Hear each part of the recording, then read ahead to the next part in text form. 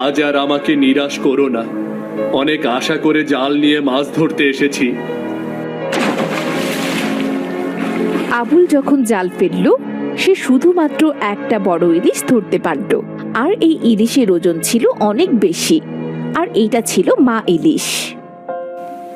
আরে বাহ, আজকে তো অনেক বড় একটা ইলিশ মাছ পেলাম। এই মাছ বাজারে বিক্রি করলে অনেক টাকা পাওয়া যাবে। দয়া করো, আমাকে হত্যা করো না। আমাকে ধরে বাজারে নিয়ে যেও না। আমি এখন গর্ভবতী। দেখো, আমার পেটে কত ডিম। এই ডিমগুলো ফুটলে আরো অনেকগুলো ইলিশ মাছ হবে। আরে বাবা, এই ইলিশ মাছ দেখা যায় মানুষের মতোই কথা বলতে পারে রে। এ কি কাণ্ড! হ্যাঁ গো, আমি অনেক বিপদে পড়ে গেছি, আর তাই তো মানুষের মতো করে তোমার কাছে সাহায্য প্রার্থনা করছি। আমাকে তুমি ধরে নিয়েছিও না। আমি তোমার কষ্টটা বুঝতে পারছি ইলিশ মাছ, কিন্তু কি করব বলো? তোমাকে বিক্রি না করলে তো আমার সংসার চলবে না। কতদিন ধরে এই মাছ ধরার চেষ্টা করছি, কিন্তু একটা ইলিশ মাছও পাইনি। যাই হোক, আমার মাঝে বিবেক বোধ আছে। তোমার মতো গর্ভবতী ইলিশকে আমি ধরবো না। এই তো তোমাকে ছেড়ে দিচ্ছি। তুমি সত্যিই অনেক ভালো মানুষ, আর তাই তো তোমাকে আমি একটা জাদুর জাল উপহার দিচ্ছি। এই জাদুর জাল দিয়ে মাছ ধরলে তোমার জালে শুধু ইলিশ মাছই ধরা পড়বে, কিন্তু সেখানে আর কোনো গর্ভবতী মাছ থাকবে না। না না না না, এই জাল আমি নিতে পারবো না। দয়া করে আমাকে ক্ষমা করে দাও, আমি নিতে পারবো না। তুমি তো বেশ বোকা লোক। মনে করো এটা আমার তরফ থেকে তোমার জন্য উপহার।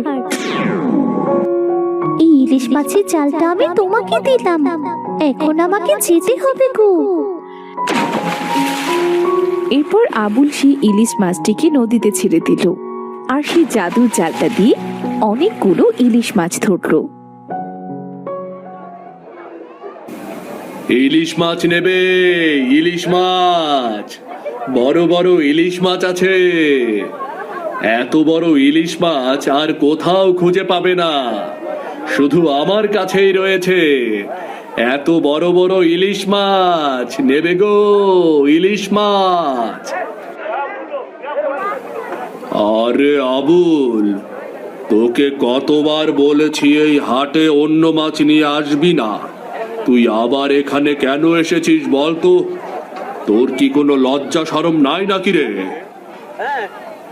ব্যাপারী সাহেব, একবার তাকিয়ে দেখুন, আমি অন্য কোনো মাছ নয়, বরং ইলিশ মাছ নিয়ে এসেছি। ইলিশ মাছ। মিথ্যা কথা আর বলার জায়গা পাস না, তাই না?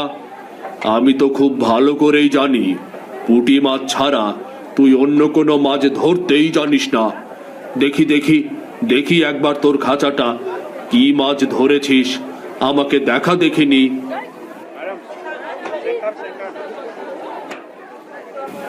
আরে বাবা রে বাবা, এ তো সত্যি কথা রে।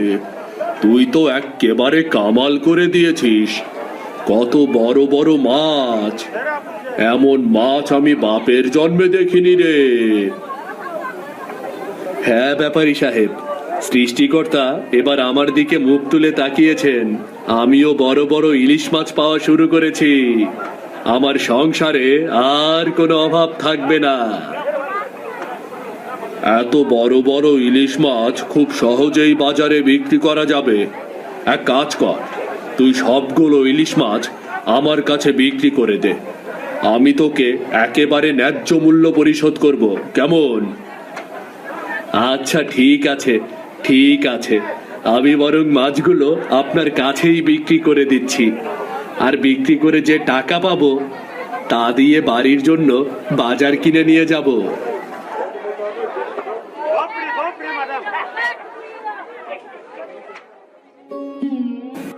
এরপর আবুল সবগুলো ইলিশ মাছ ব্যাপারীর কাছে বিক্রি করে দিল এবং খুশি মনে বাড়ি ফিরল। চম্পা, ও চম্পা, কোথায় গেলি রে মা? একবার দেখে যা, আমি আজ কত টাকার বাজার করে নিয়ে এসেছি রে চম্পা। একবার দেখে যা। আরে বাবা, তুমি তো সত্যি আজ অনেক বাজার করে নিয়ে এসেছো, কিন্তু তুমি এত টাকা পেলে কোথায় বাবা? আরে এ তো অনেক বড় ইলিশ মাছ, আর এত বড় ইলিশ মাছ আমি তো জীবনেও দেখিনি। কি ব্যাপার, আজ একেবারে ব্যাগ ভরে বাজার করে এনেছো? তা এত টাকা পেলে কোথায়? কোথায় টাকা পেলাম তা দিয়ে তুমি কি করবে? নাও, এখন রান্নাটা চড়াও। আর শোন মা, এই ইলিশ মাছটা খুব ভালো করে ভাজি করবি। কতদিন হয়ে গেছে বড় ইলিশ খাইনি রে মা। কড়া করে ভাজি করবি, কেমন? ওরে বাবা রে, সত্যি তো, এটা তো ইলিশ মাছ। অনেকদিন ধরে ইলিশ খাইনি, কিন্তু এই ইলিশ মাছ দেখে মনে হচ্ছে নদীর অনেক গভীরের মাছ। সাধারণ উচ্চতায় এত বড় ইলিশ মাছ পাওয়ার তো কথা না। বাবা আজ নিশ্চয়ই অনেকগুলো ইলিশ মাছ পেয়েছে। এই মাছগুলো বাজারে বিক্রি করেই তো এত টাকা পেয়েছে। তুই কি করে জানলি বল তো মা, যে আজ অনেক বড় ইলিশ মাছ পেয়েছি? বল। কেন, এই যে তুমি সোনালী রঙের সুন্দর জালটা কিনে এনেছো, এই জাল কিনতেই তো অনেক টাকা দরকার। তুমি যদি টাকা না পেতে তাহলে তুই জালটাও কিনতে পারতে না। না রে মা, এই জাল আমি টাকা দিয়ে কিনিনি রে। একজন আমাকে এই জালটা উপহার হিসেবে দিয়েছে রে মা। তোমাকে আবার কে জাল উপহার দিল? তোমাকে উপহার দেবার মতন মানুষ এই পৃথিবীতে আছে নাকি? আসলে তুমি সব সময় বাবাকে এমন খোঁচা দিয়ে কথা বলুন না মা। আমরা গরিব হতে পারি, তাই বলে কি বাবার কোনো বন্ধু থাকতে পারে না যে বাবাকে একটা জাল উপহার দিতে পারে? সময় হলে আমি তোদেরকে সব কিছু খুলে বলবো রে মা, কিন্তু মনে রাখিস, আমাদের সংসারে সুদিন আসতে চলেছে রে। আর কোনো অভাব থাকবে না। এবার তোকে ভালো একটা ঘরে বিয়ে দেব রে। এখন তুই যা মা, ভালো করে এই ইলিশ মাছটা ভাজি কর। আজকে রাতে সবাই একসাথে খেতে বসবো।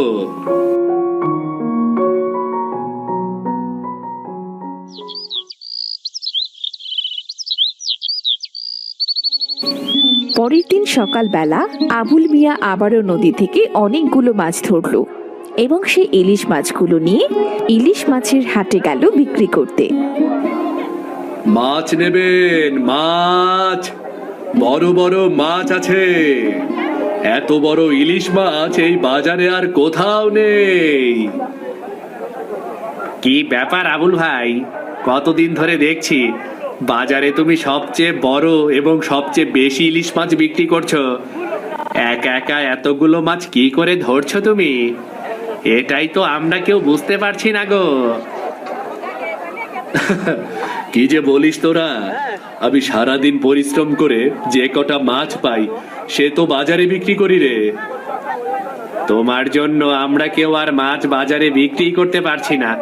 ক্রেতারা তোমার ইলিশ মাছ সব থেকে বেশি পছন্দ করছে, কারণ তোমার মাছগুলো আকারে অনেক বড় আর খেতেও অনেক সুস্বাদু। এসব সৃষ্টিকর্তার ইচ্ছা। এমনও দিন গিয়েছে আমি একটা মাছও পাইনি। কয়েকটা পুঁটি মাছ নিয়ে বাজারে এসে বসেছিলাম, তখন ব্যাপারী সাহেব আমাকে অনেক অপমান করেছিলেন। কিন্তু আজ আমার ভাগ্য দেখ, কত বড় বড় ইলিশ মাছ নিয়ে এসেছি, দেখলি? সেখানে মাছের ব্যাপারী এসে উপস্থিত হলো। কিরে আবুল, তুই কি আলাদিনের চারাক পেয়েছিস নাকি রে? প্রতিদিন এতগুলো ইলিশ মাছ নিয়ে আসছিস। কি যে বলেন ব্যাপারী সাহেব, আলাদিনের চারাক কোথায় পাবো? এসব আমার পরিশ্রমের ফল। আচ্ছা বাবা, আচ্ছা ঠিক আছে, আজকে তুই সবগুলো মাছ আমার কাছেই বিক্রি কর। আমি তোকে নগদ টাকা দিয়ে দিচ্ছি। তোকে আর কষ্ট করে বাজারে বসে মাছ বিক্রি করতে হবে না। আরে ব্যাপারী সাহেব, আপনি শুধু ওর কাছ থেকে মাছ কিনছেন আর আমাদের কাছ থেকে একটা মাছও নিচ্ছেন না। এভাবে আমরা সবাই তো বিপদে পড়ে যাচ্ছি। আবুলের ইলিশ মাছ আর তোমাদের মাছের মধ্যে অনেক পার্থক্য। দেখতে পাচ্ছ না ওর মাছগুলো কি বিশাল আকৃতির, দেখে মনে হচ্ছে নদীর অনেক গভীরের মাছ, আর খেতেও অনেক সুস্বাদু। জানি না আবুল ভাই কোন মন্ত্র বলে এত বড় বড় মাছ ধরছে। এভাবে যদি চলতে থাকে তাহলে আমরা সাধারণ মাঝিরা তো না খেয়ে মরে যাব।